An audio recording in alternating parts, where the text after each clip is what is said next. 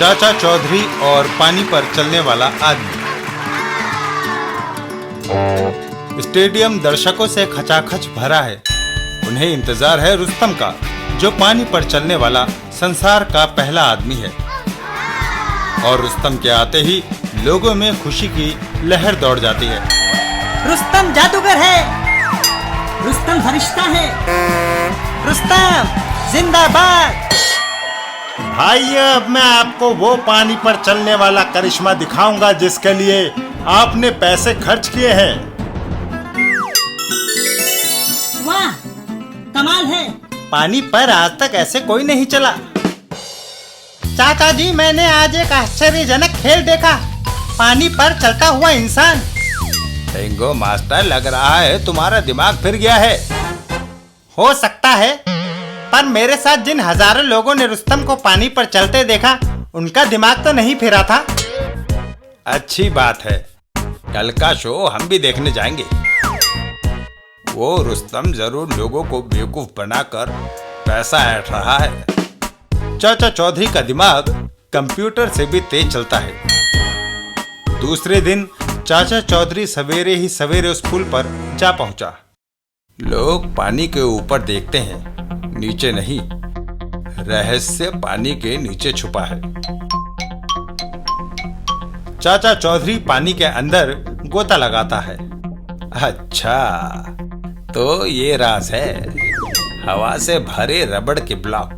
रुस्तम इन पर पैर रखता हुआ निकल जाता है। चाचा चौधरी सुई से सारे रबड़ के ब्लॉकों में छेद कर देता है। सब में भरी हुई हवा निकल जाती है। अब ऊपर पानी की सतह पर जाना चाहिए और शाम के खेल का इंतजार करना चाहिए। शाम को, भाइयों, अब आप एक ऐसा खेल देखने जा रहे हैं जैसा आपने पहले कभी नहीं देखा।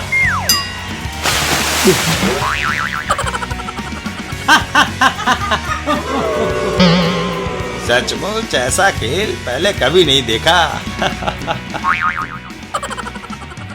अब वो किसी को कभी बेवकूफ नहीं बनाएगा।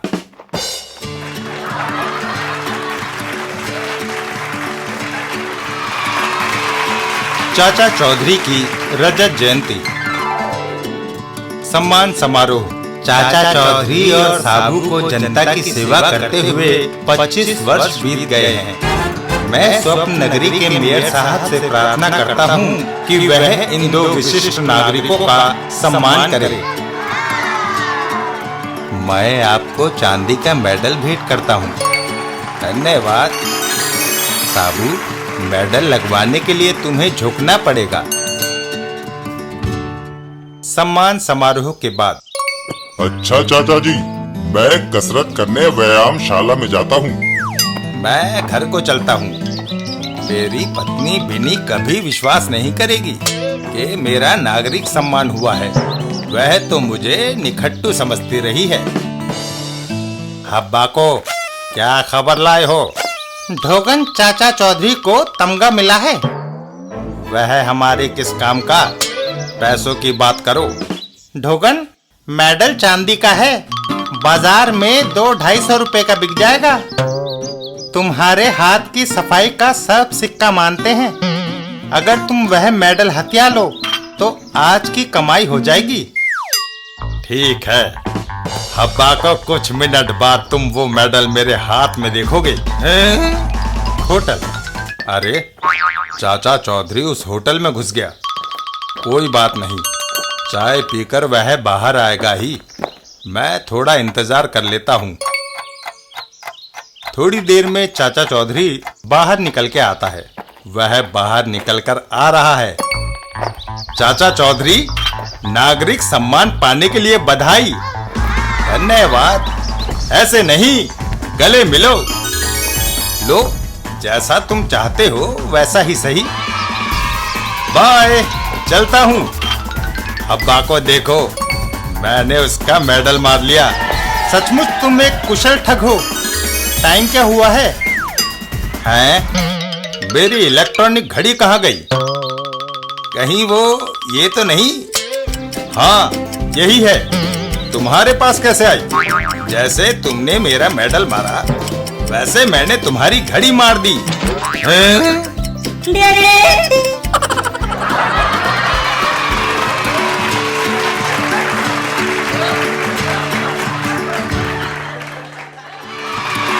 चाचा चौधरी और विज्ञापन गुब्बारा। रोल्दो, ये क्या लिए जा रहे हो? प्रोफेसर टपोस्की, ये मेरी सुपर टॉफियों का विज्ञापन गुब्बारा है। जैसे वो विज्ञापन गुब्बारा है, वैसा ही मेरा गुब्बारा है। मैं इस गुब्बारे में गैस कंपनी से हाइड्रोजन गैस भरवाने जा रहा हूँ, ताकि ये मेरी इमारत पर उड़ सके। Gas company? क्यों साहब, मेरे इस गुब्बारे में गैस भरने का क्या लेंगे? सिर्फ 100 रुपया। 100 रुपए बहुत ज्यादा है, हमारा यही रेट है। रुल्दू, अगर तुम साबू के पास जाओ तो वो इस गुब्बारे में मुफ्त में हवा भर देगा। लेकिन प्रोफेसर, उससे ये गुब्बारा उड़ तो नहीं सकेगा। उड़ सकेगा। गुब्बारा गैस से ही नहीं, गर्म हवा से भी उड़ाया जा सकता है। आदमी के अंदर से जो सांस निकलती है वो गर्म होती है। साबू तो जुपिटर का रहने वाला है, उसकी सांस तो और भी ज्यादा गर्म होगी।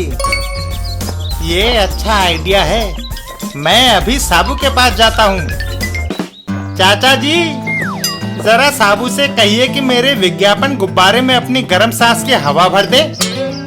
अरे रुल्दू, कहीं ये हवा तुझे महंगी ना पड़े। नहीं, कंपनी वाले गैस भरने के 100 रुपया मांग रहे हैं। साबू, बस अब जल्दी से हवा भर दो। और फिर साबू ने गुब्बारे में हवा भरनी शुरू कर दी। सुपर टॉफियां। वाह, थोड़ी हवा और भरो साबू।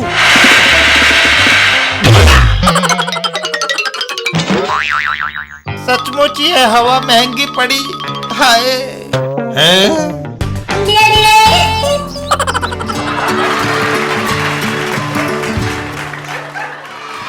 चाचा चौधरी और बबून का टिड्डी दल। साबू, आज वातावरण में हवा रुक सी गई है। एक अजीब सी घुटन है। मुझे दूर आकाश से आती कोई आवाज सुनाई दे रही है, जैसे कोई तेजी से हमारी तरफ आ रहा है। साबू, आंखें बंद कर लो। चाचा चौधरी, मैं कब से आपको ढूंढ रहा हूँ। अमेरिका की घनी आबादी वाले इलाके देख लिए, यूरोप की पुरानी इमारतों में झांका और अफ्रीका के जंगल छान मारे। मुझे क्या पता था कि आप एशिया में मिलेंगे। आपकी तारीफ। मैं शाबान हूँ। दूर अंतरिक्ष में एक ग्रह है नक्शोर, वहाँ के राजा पोपाक का मैं मंत्री हूँ। हमारी जनता के सामने अनाज का संकट है, लोग भूखों मर रहे हैं। इसलिए मेरे राजा ने परामर्श के लिए आपको बुलाया है। क्या तुम्हारे ग्रह में भी सूखा पड़ा है? नहीं, हमारे राज्य में बारिश की कोई समस्या नहीं, पर जो अनाज पैदा होता है वो एक बदमाश बबून नष्ट कर देता है। साबू, हमें इसकी मदद करनी चाहिए। ये सारी जनता की भलाई का सवाल है। पर भाई शाबान, तुम हमें अपने ग्रह पर ले जाओगे कैसे? मेरी टोपी से जो रोशनी की किरणें निकलती हैं, वे तुम्हारी वाहक होंगी।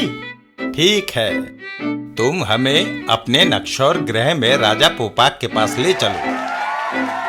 एक तेज रोशनी की किरण निकलती है जो साबू और चाचा चौधरी को अपने में समेट लेती है। वह किरण अंतरिक्ष को चीरती हुई कितने ही प्रकाश वर्ष दूर निकल जाती है। नक्शोर का राजा पोपाक। महाधीराज, चाचा चौधरी और साबू आ गए हैं। चाचा चौधरी, हमें बताया गया है कि तुम बड़े तीक्ष्ण बुद्धि वाले हो। हमें उम्मीद है कि तुम कोई उपाय करोगे ताकि हमारी जनता भूखी ना मरे।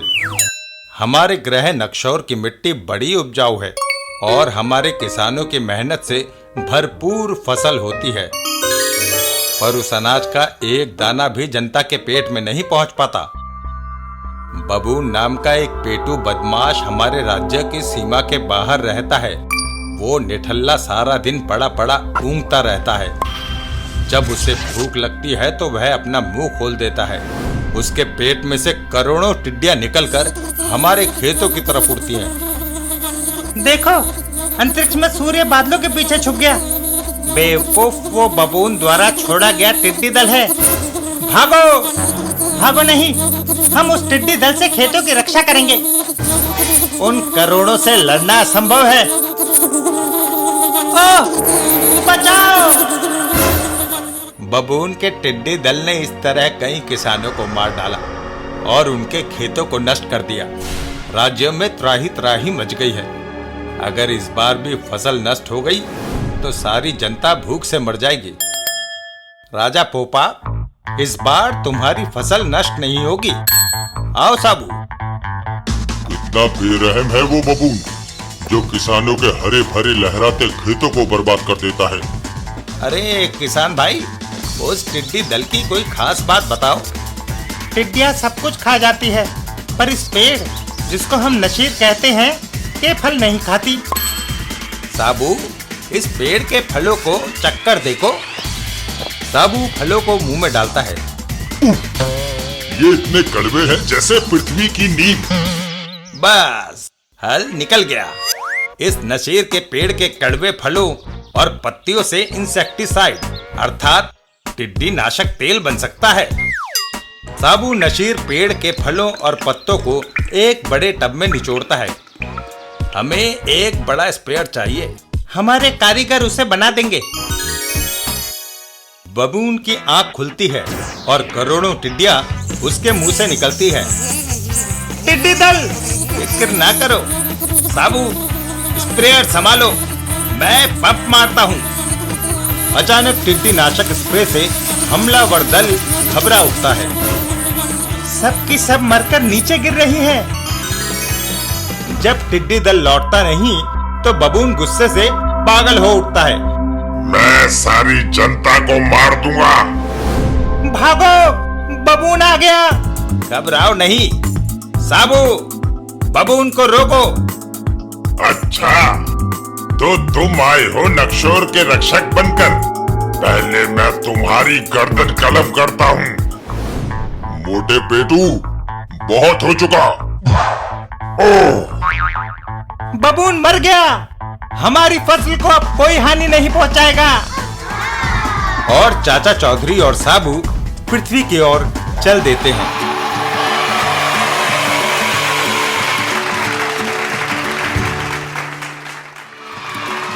बिल्लू का केक।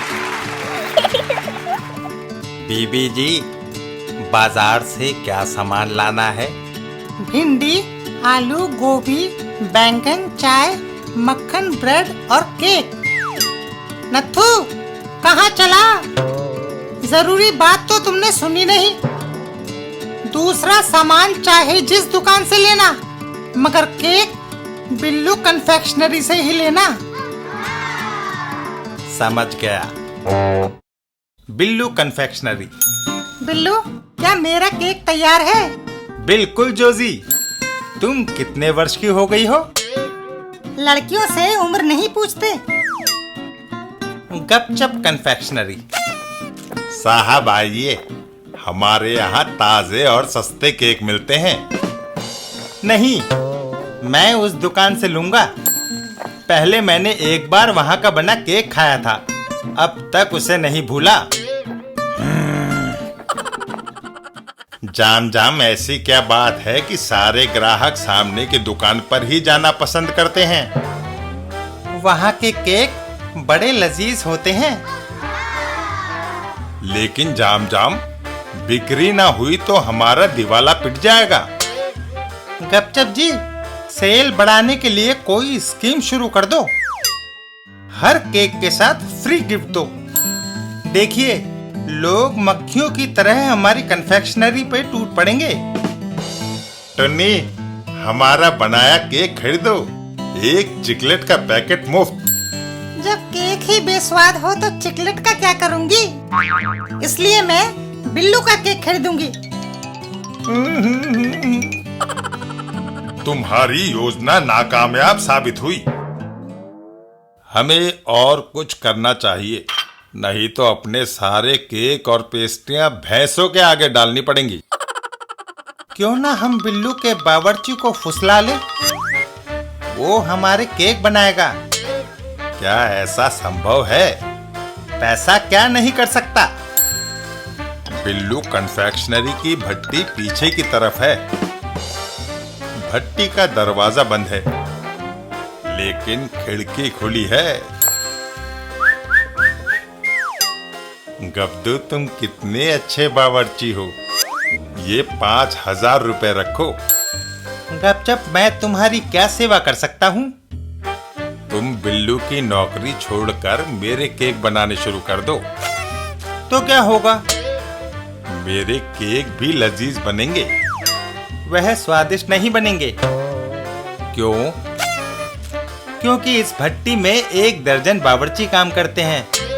जब केक बनाने होते हैं तो बिल्लू इनमें से किसी एक को केक बनाने की विधि बताता है और वो उन्हें पकाता है। जाम जाम, भाड़ में जाए तू और तेरी योजनाएं। बस, काम बन गया। बिल्लू जब केक बनाने की सामग्री अपने बावर्ची को लिखवाए तो तुम छुपकर उसे लिख लो। एक बार विधि का पता चल जाए, हम भी अपने केक उसी तरह से बनाएंगे। ऐसा मौका कब आएगा? अभी देखो, प्रसिद्ध फिल्म डायरेक्टर बांग बांग उन्हें केक का ऑर्डर देने आया है। उसके जाते ही बिल्लू अपने बावर्ची से केक बनाने को कहेगा। ओ श्रीमान बांग बांग, आपकी फिल्में कितनी हिट होती हैं, मगर तुम्हारे केक से ज्यादा नहीं। अब हमारे लिए केक का ऑर्डर लिखो। चलो ड्राइवर। अब बिल्लू भट्टी में जाकर अपने बावर्ची को आदेश देगा। रशीद मियाँ, ये केक तुम बनाओगे, सामग्री लिख लो। और जो जो वो बोलता गया मैंने सब लिख लिया। हुर्रे! आखिर कामयाबी मिली। आइए साहब, हमने अपने केक उसी सामग्री से बनाए हैं जिससे बिल्लू बनाता है, और आधे दाम में। अच्छा, एक दे दो। हम इन्हें खाने का मोह रोक नहीं पा रहे, इसलिए यही खाएंगे। थू थू थू थू, इतना खराब केक तो जानवर भी ना खाए। आए, मैं हार गया बिल्लू। मैंने अपने केक तुम्हारी विधि से बनाए, फिर भी लोगों ने उन्हें थूक दिया। ऐसा क्यों हुआ जानना चाहते हो? आओ मेरे साथ। वो केक डायरेक्टर साहब की कॉमेडी फिल्म के लिए बनाए थे। ऐसे केक असली नहीं होते हैं?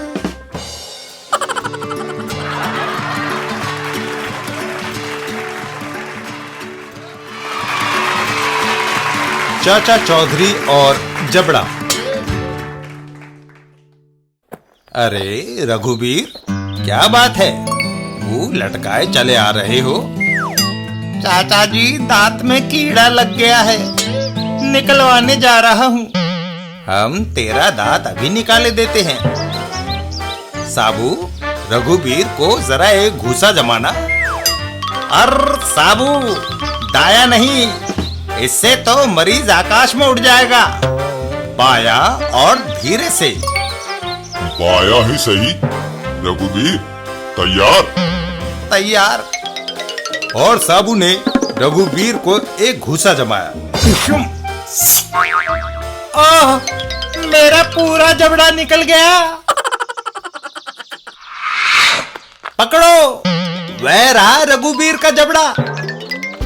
हे सूर्य देवता, मेरी मनोकामना पूरी करो। जबड़ा, सूर्य देवता ने मेरे दिल की मुराद मान ली। मेरे मुंह में एक भी दांत नहीं। अब मैं डेंटिस्ट जमूर से कहता हूँ कि वो ये जबड़ा मेरे मुंह में लगा दे। आई डेंटिस्ट साहब, मैं स्पेयर पार्ट ले आया। अपनी फीस लो और इसे मेरे मुंह में फिट कर दो। अरे, रघुवीर का जबड़ा कहीं यहाँ तो नहीं गिरा? बादामी पंडित उसे डेंटिस्ट से फिट करवाने ले गया है। मर गए।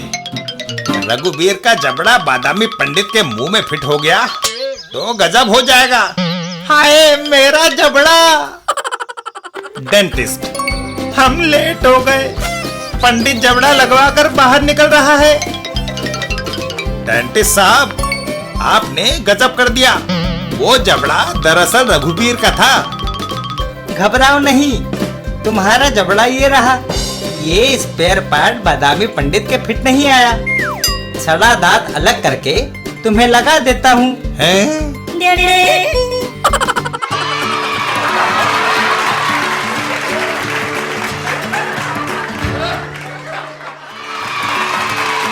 चाचा चौधरी और पेड़ के फल। क्यों भाई, अपने पेड़ के फल बेचोगे?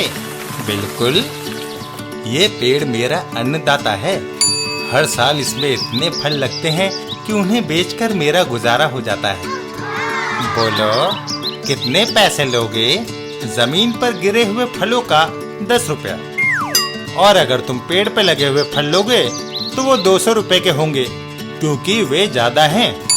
ठीक है, मैं जमीन पर गिरे फल लूंगा। ये लो पैसे। इन 10 रुपयों से एक हफ्ते का आटा दाल आ जाएगा। रुको, तुम बुलडोजर मेरे पेड़ की तरफ क्यों बढ़ा रहे हो? पेड़ को गिराने के लिए। उसके साथ सारे फल भी जमीन पर आ जाएंगे, जो कि सौदे के मुताबिक मेरे हो जाएंगे। ये बेईमानी है। अपने पैसे वापस लो। सौदा हो चुका है, अब कुछ नहीं हो सकता।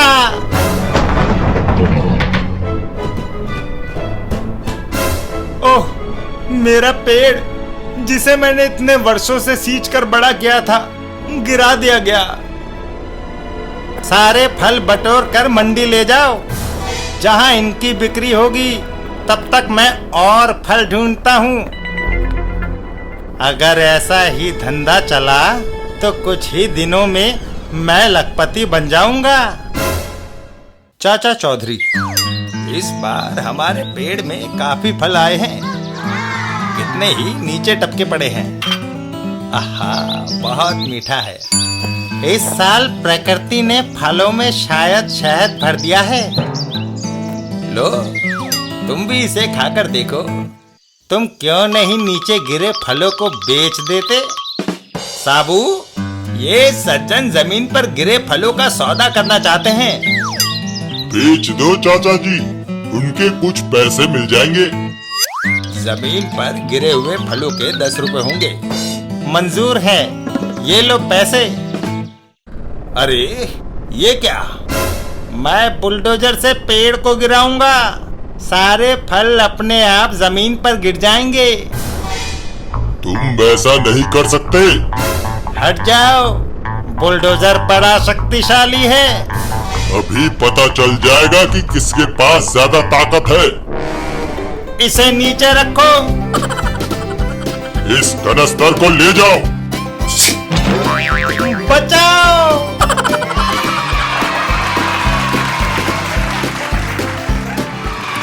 चाचा चौधरी और चीनी अजगर। रुल्दू पॉकेटमार का चीनी दोस्त चिनचिन चीन से एक चीनी ड्रैगन लेकर आया। रुल्दू, किधर है तुम्हारा दुश्मन? अरे चिनचिन, ये तू क्या ले आया? मैंने तुम्हें कोई ऐसी ताकतवर चीज लाने को कहा था जो साबू को हमेशा के लिए खत्म कर दे। रुल्दू भाई, अभी तुमने हमारे ड्रैगन की ताकत नहीं देखी। ड्रैगन, अपना करतब दिखाओ। ड्रैगन फुकार मारता है। उसकी सांस से आग की लपटें निकलती है। सामने का पेड़ जलकर राख हो जाता है। वाह चिनचिन भाई, ये ड्रैगन साबू को सचमुच जलाकर राख कर देगा। लो, वो साबू आ रहा है, होशियार। और लंबू, हमको और हमारे ड्रैगन को सलाम करो। मच्छर, मेरी ये हिम्मत अभी बताता हूँ। ड्रैगन आग छोड़ता है। साबू का चेहरा झुलस जाता है। ओह, साबू, ट्रिक नंबर 95। साबू भागकर पीछे की तरफ जाता है। उसकी पूंछ।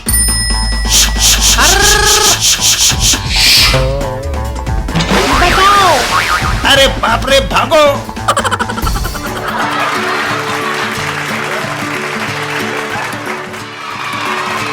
बिल्लू और स्टुअर्ट। मम्मी देखो, आज हमारे घर कौन आया है? प्रधानमंत्री जी या राष्ट्रपति जी? मजाक छोड़ो, गैस करो ना। गब्दू? नहीं। जोजी? नहीं। पिंकी? नहीं। तो फिर तुम ही बताओ। स्टुअर्ट? क्या वो तुम्हारे साथ क्लास में पढ़ता है? नहीं, ये एक छोटा सा क्यूट पपी है जिसे ये नाम मैंने दिया है। मैं इसे पालूंगा। जानती हो, ये सिर्फ 32 दिन का है। अब ये हमेशा मेरे साथ रहेगा। इतना छोटा? तुम जानते हो इसे पालना कितनी जिम्मेदारी का काम है। डोंट वरी मम्मी, मैं इसका पूरा ख्याल रखूंगा। तभी अचानक ओह, इसे क्या हुआ? इसे शायद भूख लगी है। किचन में से रोटी और दूध लाकर इसे दे दो। ये रोटी नहीं, सिर्फ बेबी फूड खाता है मम्मी, जो मैं इसके लिए लाया हूँ। इससे इसको पोषक तत्व मिलेंगे जिससे ये जल्दी बड़ा होगा। लो, खाओ स्टुअर्ट।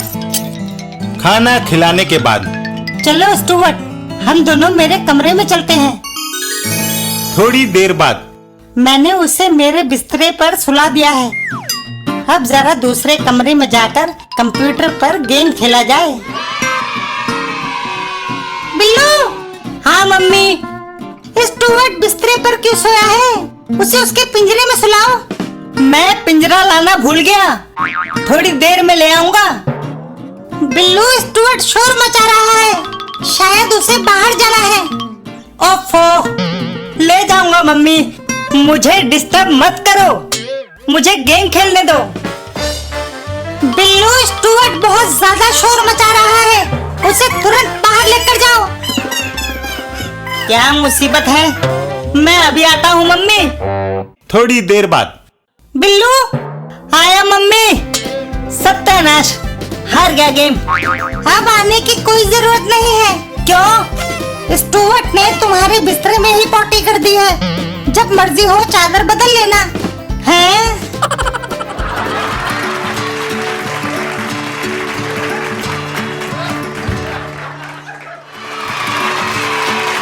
पिंकी और टोपी की समस्या।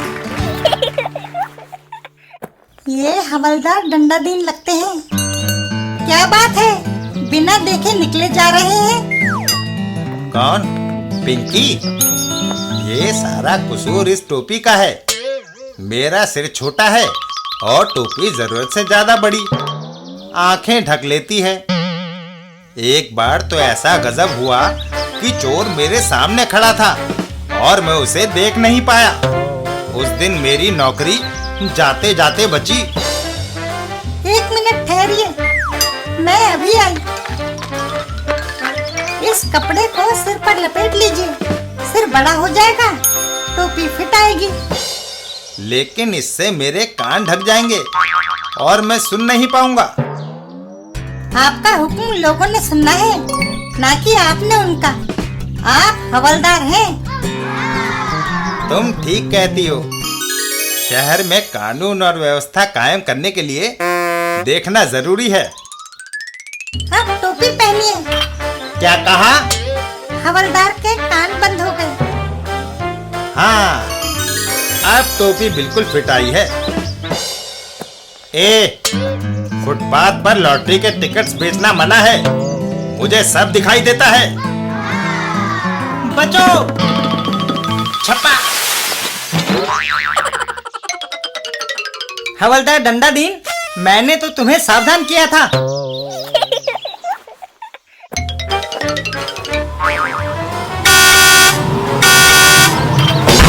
आओ!